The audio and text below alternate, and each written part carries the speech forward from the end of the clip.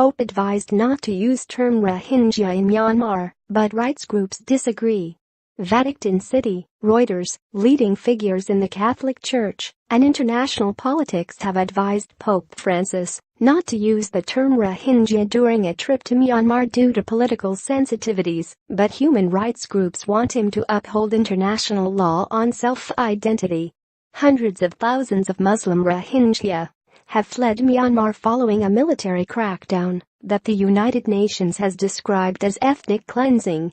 Majority Buddhist Myanmar rejects the term Rohingya and does not recognize them as citizens, nor as an ethnic group in its own right.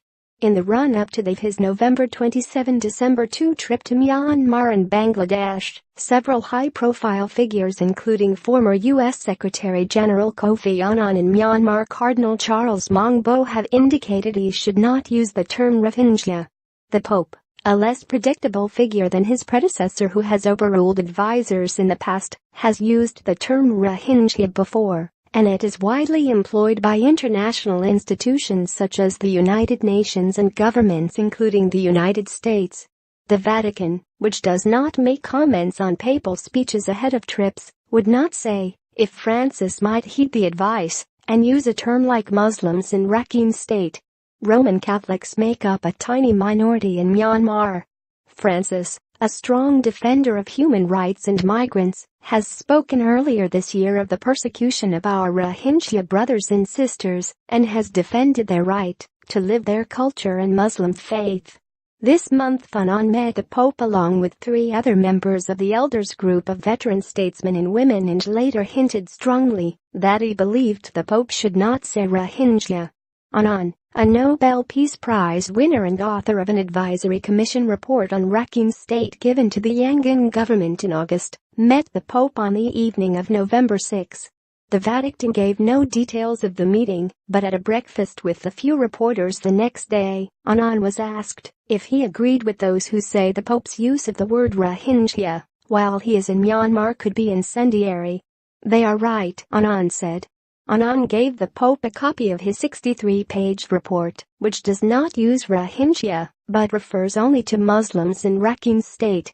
"The word is so emotional," he said. Asked if he believed that message had been conveyed to the Vatican, Annan nodded. Lakhdar Brahimi, a former Algerian foreign minister and UN conflict mediator, called the report quite substantial. Little left besides their name. Human rights groups hope the Pope does not pull his punches in Myanmar.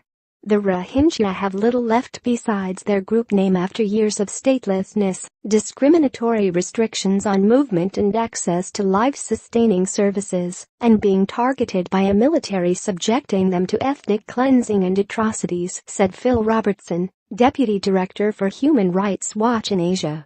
The Pope absolutely should stand up for the Rohingya by using the name Rohingya, he said in an email. Myanmar has denied UN accusations of ethnic cleansing. The government says the clearance operation in Rakhine State was necessary for national security after Rohingya militants attacked 30 security posts and an army base in August. Myanmar leader Aung San Suu Kyi assumed power in 2016 in a landslide election win after former military leaders initiated a political transition. Asked if the Pope should say Rohingya, Laura Hay, London-based Myanmar expert for Amnesty International, said, "International law recognizes the right of a group to self-identify. It comes down to a principled stand." Father Bernardo Cervellera, head of the Catholic news agency Asia News, said the Pope should follow the local church's advice in the country, which has some 700,000 Catholics in a population of more than 51 million, that is mostly Buddhist. Both the church there and Aung San Suu Kyi are in a delicate position, and I think the Pope knows that, he said. In 2015, Pope Francis angered Turkey when he used the word genocide to describe the World War I mass killings of Armenians by Ottoman Turks. The Turkish government, which denies that the deaths constituted a genocide, recalled its ambassador to the Vatican in protest. Additional reporting by Antoni Sladkowski in Yangon. Editing by Rysa Kasalowski.